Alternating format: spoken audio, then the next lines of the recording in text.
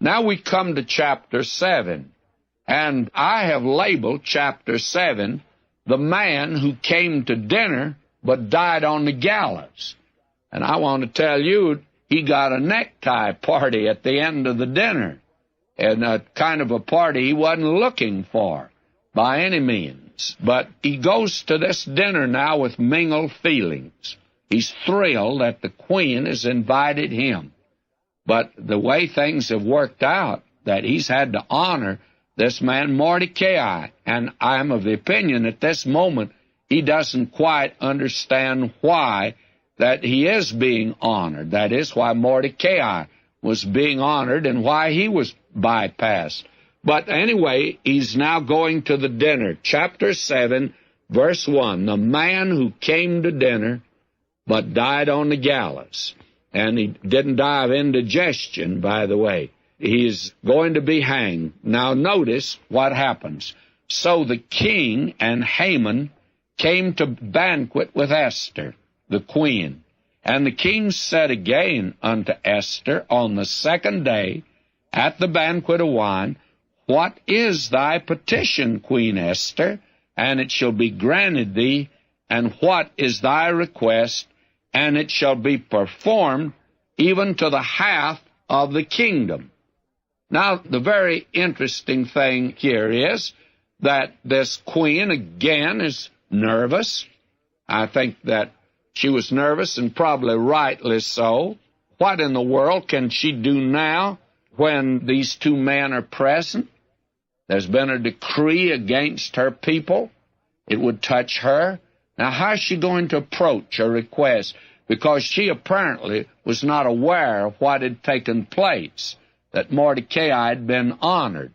All she knows is that both men have come, and I imagine both of them are in a rather state of excitement because of the events that have taken place, which she's totally unaware of.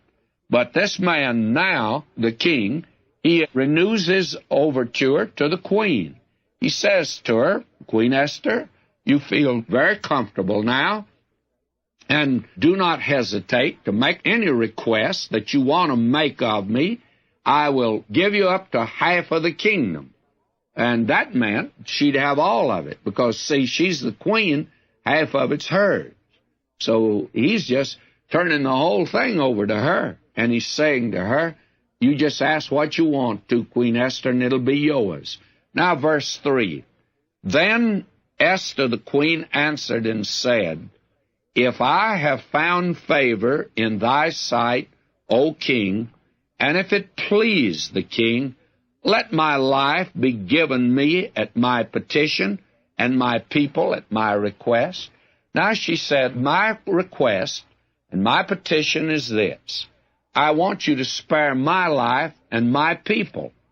Well, the king must have been alarmed, and if he was alarmed, well, this man Haman, it was a 3 alarm for him. He never knew that the queen was a member of the nation Israel, that she was an Israelite. And you can be sure of one thing, that he's rather excited about what's taking place. Now she says here, For we are sold, I and my people, to be destroyed, to be slain, and to perish. Now, if we'd been sold for male and female slaves, I had held my tongue, although the enemy could not compensate for the king's damage. Now, she said if we'd been sold into slavery, I would have kept quiet, although it would have been to the disadvantage of the king that it happened. But I would have kept quiet. But we've actually been betrayed, and we're to be destroyed as a people. And so the thing that has happened now, why, the king, he's absolutely amazed.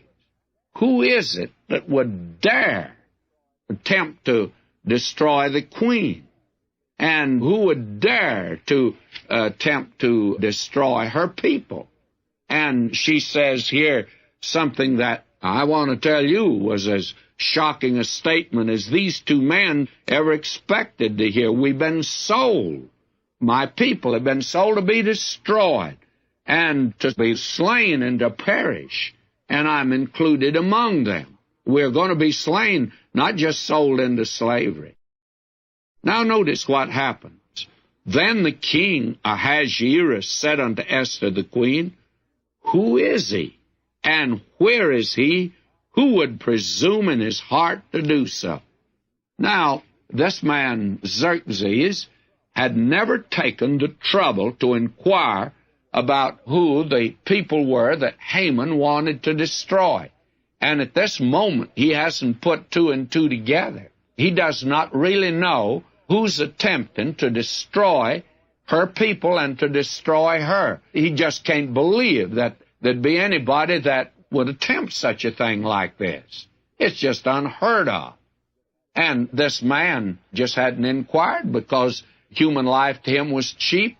The fact that thousands and thousands of men had perished in that campaign against Europe had not disturbed him at all.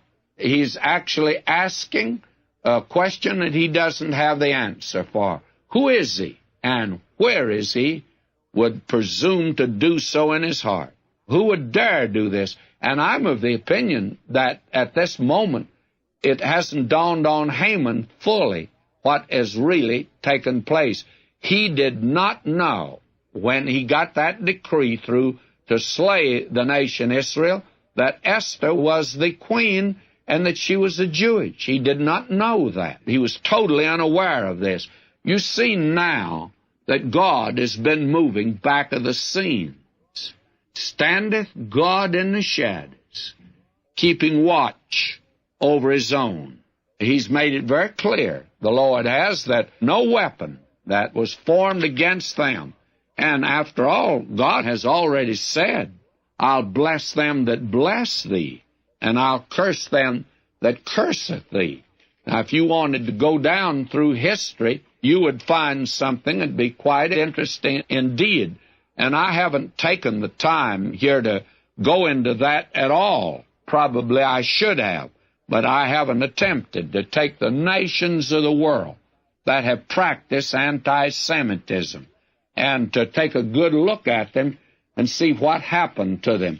During the Spanish Inquisition, actually, Spain was the great nation of the world at that time. This country, this Western Hemisphere, was discovered by a man by the name of Columbus.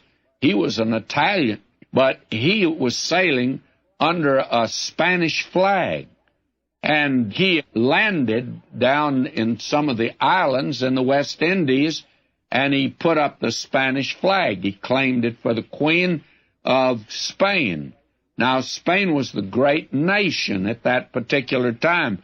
But what happened? Well, at the time of the Spanish Armada that was anchored off the coast of England, actually ready to destroy Great Britain. But a storm came up and destroyed that fleet. Then again, you have the hand of God, my friend, that's moving. And the hand of God that's been moving, I tell you, down through the history of this world. And Spain became a second-rate, even a third-rate nation. Why? God just makes good. And he was moving actually by his providence. And God moves that way. And so here, God's moving definitely in this scene now. And so the king asked this question, who would presume to do such a thing? Esther said, this is verse 6, the adversary and enemy is this wicked Haman. Then Haman was afraid before the king and the queen. He had no answer for that.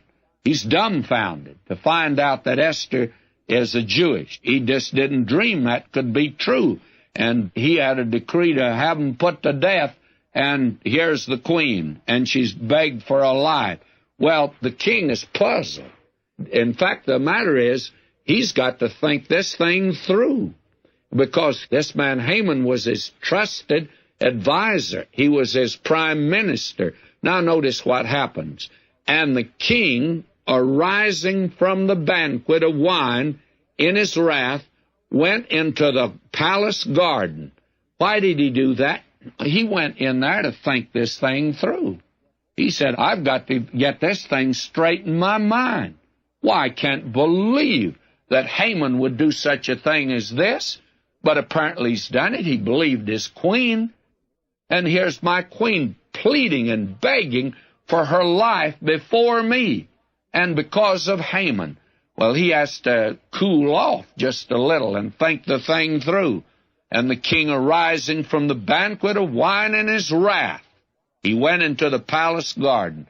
Now he wants to think clearly about it. And Haman stood up to make request for his life to Esther. And this man, who was so glib in asking that others be put to death, he now becomes just like a slave.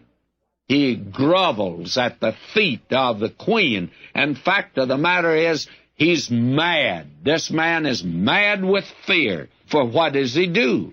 Haman stood up to make request for his life to Esther the queen, for he saw there was evil determined against him by the king. He saw that the king wasn't going to let this thing pass. He was going to do something. And what does this man Haman do? Well, he gets down on his knees to plead for his life in a craven way, and he begins to paw at the queen. She was reclining, you see, on the couch there. That's the way they ate in that day, and all of them had been reclining. And now this man, he begins now to paw at the queen. He's mad. He doesn't really know what he's doing. Now notice verse 8. Then the king returned out of the palace garden into the place of the banquet of wine, and Haman was fallen upon the couch where Esther was. He's begging for his life, and she's afraid of him. You can be sure of that. And when the king sees that, then said the king, will he force the queen also before me in the house? What in the world is this man trying to do? They're just pawing at my queen. And you just didn't do that, friends. He's mad. This man, Haman, is just mad at this time. He's lost his mind. As the word went out of the king's mouth, they covered Haman's face. You see, there were these eunuchs standing around. They haven't moved. The queen hasn't called for any help yet. She's frightened, and she's filled with fear. When the king comes in and sees that, he doesn't have to say anything than what he does say. Why, he says, what is this man thinking of? These eunuchs, great big fellas, they step up, and they take this man Haman. And now he's being arrested. What's going to happen to him? Well, we read verse 9. And Harbona, one of the chamberlains in attendance upon the king, said, behold also the gallows, 50 cubits high, which Haman had made for Mordecai, who had spoken good for the king, standeth in the house of Haman. Then said the king, hang him on it. You see, God says, be not deceived, God is not mocked. Whatsoever a man sows, that shall he also reap. Always happens that way. Jacob, if he were here, would tell us that that's what happened to him. Even Paul the Apostle, he had given the word at the stoning of Stephen, and when he's way up yonder in the Galatian country, they lead him out of town and stone him and leave him for dead, because he was dead. Why? Because you just can't mock God. God's not mocked. Whatsoever you sow, friend, I don't care what it is, you'll reap. And then there is a law of God that operates. Notice what happened. So they hanged Haman on the gallows that he had prepared for Mordecai. Then was the king's wrath pacified. Let me read now in Psalm 37, verses 35 and 36. Listen to the psalmist. I have seen the wicked in great power, and spreading himself like a green bay tree. Yet he passed away, and lo, he was not. Yea, I sought him, but he could not be found. That's the interesting thing. Little man, you can have your day. You can be a villain if you want to. And you can run against God's plan and purpose for you. But you won't defeat God, because you're going to pass off the stage. That's what happened to this man.